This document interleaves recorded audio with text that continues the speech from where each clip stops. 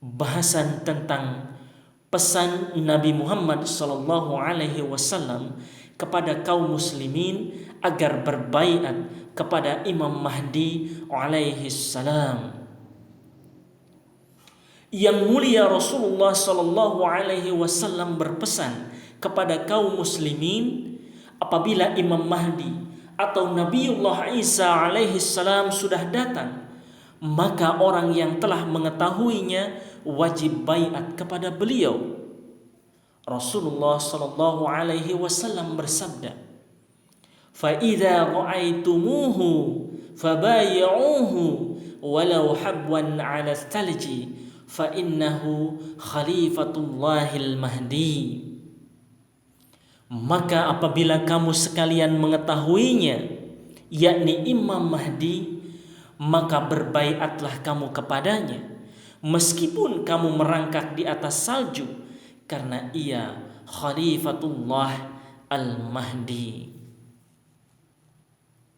Beliau alaihi salam adalah wakil Allah Subhanahu wa taala di dunia ini untuk meneruskan kepemimpinan Rasulullah sallallahu alaihi wasallam di akhir zaman, agar umat Islam bersatu kembali dalam satu jamaah yang dipimpin oleh seorang imam yang telah dijanjikan, yaitu khalifah bagi orang-orang mukmin yang beramal saleh. Menurut Quran surah yang ke-24 ayat 56. Adapun figur Imam Mahdi atau Nabiullah Isa alaihi salam yang dijanjikan dalam Al-Quran dan hadis Rasulullah sallallahu alaihi wasallam itu tidak lain adalah Hadrat Mirza Ghulam Ahmad alaihi salam dari Qadian, sebagaimana pengakuan beliau alaihi salam, fa ana dzalika an-nur wal mujaddidul ma'mur wal abdul mansur wal mahdiyul ma'hud wal masihul mau'ud. Maka akulah cahaya itu, mujaddid yang mendapat perintah, seorang hamba yang ditolong, Al-Mahdi yang dijanjikan, dan Al-Masih yang dijanjikan. Bahasan tentang persatuan dan persaudaraan umat Islam.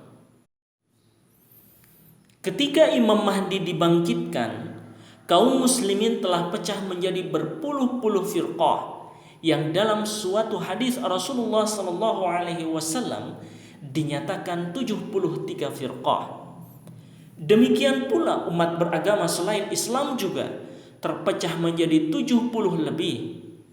Pendek kata, umat manusia pada saat itu terkotak-kotak dalam agama, firqah, kebangsaan, kasta, ekonomi dan lain sebagainya, yang memicu kepada permusuhan, penindasan, dan peperangan yang hanya mengakibatkan kesengsaraan hidup mereka sendiri, bagaikan neraka diturunkan ke dunia ini. Semua ini disebabkan oleh ulah manusia yang melanggar ajaran agama yang telah disampaikan para nabi mereka, teristimewa melanggar ajaran agama Islam yang telah disampaikan Rasulullah sallallahu alaihi wasallam, baik karena sengaja ataupun terpaksa, yang disebabkan oleh rasa takut dan ketidakpahaman mereka sendiri. Maka dari itu, datangnya Imam Mahdi alaihi salam adalah suatu rahmat Allah Subhanahu wa taala yang paling besar di akhir zaman ini, karena beliau diutus ke dunia ini untuk membawa dan menghidangkan nikmat-nikmat rohani serta contoh akhlak yang mulia dan sopan santun yang dapat menghidup suburkan iman dan amal soleh, serta mampu mempersatukan umat manusia sehingga mereka berdiri tegak di atas tauhid. Dikutip dari Al-Istifta halaman 45. Sebab persatuan dan persaudaraan umat manusia yang sebenarnya hanya dapat diwujudkan melalui para nabi. Menurut Quran surah yang ke-24 ayat yang ke-56, dan para khalifah penggantinya. Menurut Quran surah yang ke-24 ayat 56, Maka dari itu, para nabi oleh Allah Subhanahu wa taala diberi gelar imam Mahdi menurut Quran surah yang ke-21 ayat yang ke-74. Bahasan tentang nama jamaah Imam Mahdi alaihi salam. Jamaah kaum muslimin yang telah didirikan oleh Imam Mahdi alaihi salam zaman akhir ini diberi nama Jamaah Islam Ahmadiyah. Kata jamaah diambil dari nubuatan Rasulullah Shallallahu Alaihi Wasallam yang menyatakan akan ada jamaah yang selamat di saat umat Islam terpecah menjadi 73 firqah. Dan Ahmadiyah diambil dari nama atau sifat Rasulullah Shallallahu Alaihi Wasallam yang dinubuatkan Nabi Isa alaihi salam dalam Al-Quran surah As-Saff surah yang ke-61 ayat yang ke-7. Perintah mengambil baiat pada awal bulan Desember 1888 Masehi bertepatan dengan tahun 1305 Hijriah sebagai awal berdirinya kembali khilafat Islam. Tahun berdirinya khilafat ini telah diisyaratkan oleh jumlah nilai huruf yang terdapat pada kalimat la yastakhlifannahum dari Quran surah yang ke-24 ayat yang ke-56. Artinya, sungguh ia, yakni Allah Subhanahu wa taala, akan menjadikan mereka khalifah. Secara rinci, kalimat itu terdiri dari huruf-huruf yang nilainya menurut Kamus Al-Mujib halaman yang pertama adalah sebagai berikut. Lam bernilai 30, ya bernilai 10, sin bernilai 60, ta bernilai 400, kha bernilai 600, lam bernilai 30, fa bernilai 80, nun bernilai 50, ha bernilai 5, dan mim bernilai 40. Jumlah nilai huruf dalam kalimat di atas ada 1305. Jumlah ini sesuai dengan jumlah angka tahun 1305 Hijriah, yaitu tahun turunnya wahyu yang menyuruh Imam Mahdi alaihi salam agar menyelenggarakan penerimaan baiat. Tahun ini bertepatan dengan tahun 1888 Masehi.